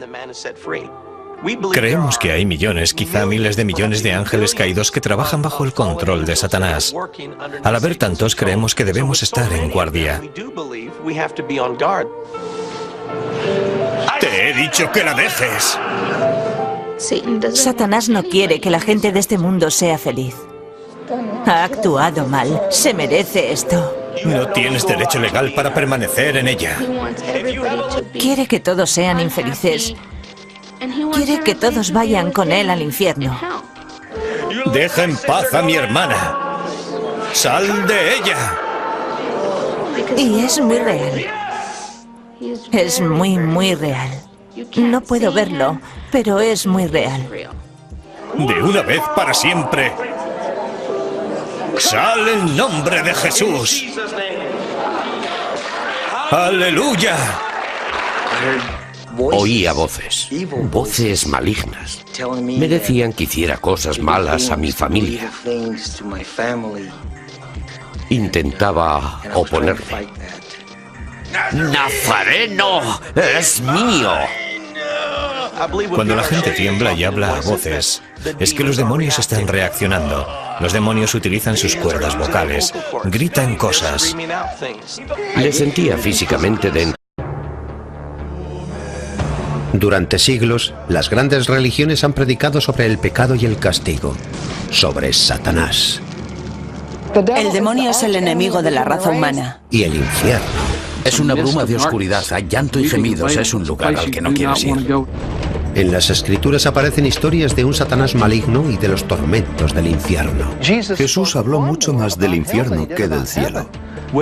¿Dónde está el demonio en el jardín del Edén? Por supuesto, la serpiente. Se habla de un inframundo abrasador vigilado por una bestia inteligente. La mayoría de las creencias sobre el infierno y el demonio no proceden de la tradición bíblica. ¿Qué es el infierno? ¿Y quién es Satanás? Infierno, el reino del demonio.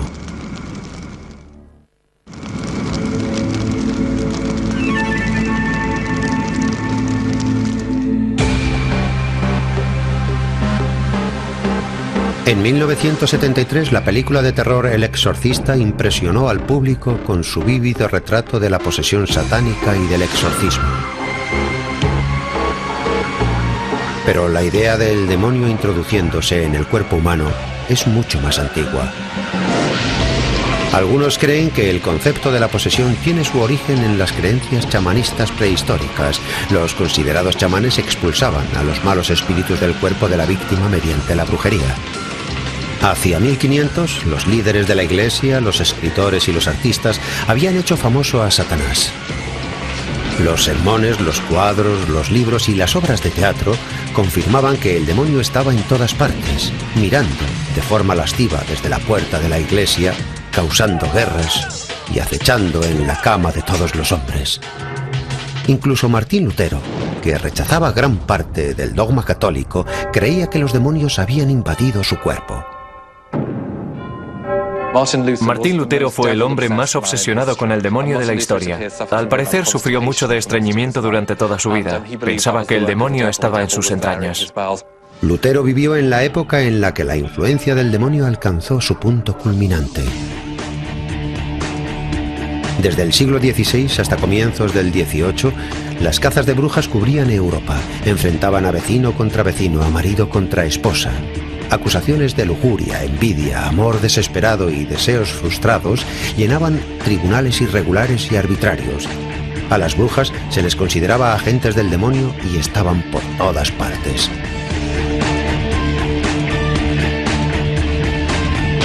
Durante la caza de brujas se produjo una terrible explosión de culpabilidad. La gente no soportaba sentirse demasiado culpable. Eso les atormentaba. Al final no podían castigarse lo suficiente. Tenían que proyectar esa rabia en otra gente y castigar a otros. Durante la Inquisición se quemó a 100.000 mujeres acusadas de brujas. Se pensaba que el gran impostor, el padre de todas las mentiras, se deleitaba corrompiendo a inocentes. Cuanto más inocente parecieras, más frecuentaras la iglesia, más santo parecieras, más probabilidades había de que fueras un agente de Satanás. Porque ¿quién iba a sospechar de ti? Parecías alguien que jamás haría algo malo. Eras la herramienta perfecta para el trabajo de Satanás. Pronto se adoptaron herramientas nuevas en la lucha sin final contra Satanás. En 1486, el Papa Pablo II decretó que la tortura era aceptable en casos sospechosos de brujería. 2 años después aparece el Malleus Maleficarum, uno de los libros más populares de la época y el manual no oficial de la Inquisición. Recalcaba que las brujas estaban en connivencia con el demonio y ofrecía pistas para identificar a las culpables. Les cosían piedras a la ropa y las arrojaban a un lago o a un pozo. Si se ahogaban, decían que no eran las piedras, sino sus malos actos los que las hacían hundirse. Una prueba de que de verdad eran brujas. Antes del mundo moderno, la política y la religión no estaban separadas, eran lo mismo. Si había un desorden en la sociedad, tenía una dimensión religiosa. Creían sinceramente que cuando ocurría algo peculiar y tenía un efecto negativo en la sociedad, había algún aspecto diabólico en aquello. Era una forma de personalizar el mal que sentían en el mundo. Cuando los puritanos viajaron al Nuevo Mundo, llevaron sus viejos miedos con ellos. El protestantismo de la primera época estaba muy obsesionado con el demonio. También se oponía mucho al sexo. Así que cuando grupos como los puritanos fueron a América y se establecieron en Nueva Inglaterra, llevaron ese equipaje con ellos. Tenían miedo al demonio. Veían al demonio en todas partes. Uno de los más eficaces a la hora de inculcar el miedo a sus seguidores fue el predicador puritano Jonathan Edwards. Su autoritario sermón "Pecadores en manos de un Dios airado" pedía a todos ser rectos o enfrentarse a los horrores del infierno. Dios no desea en ningún instante hacer muestra de su poder arrojando a los impíos al infierno. Ellos merecen ser echados al infierno.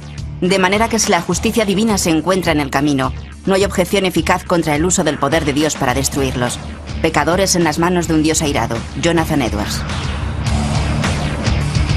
Cuando Jonathan Edwards pronunciaba su sermón "Pecadores en manos de un Dios airado", ¿qué motivo tenía la gente para pasar 3 días en la nieve para oírle predicar?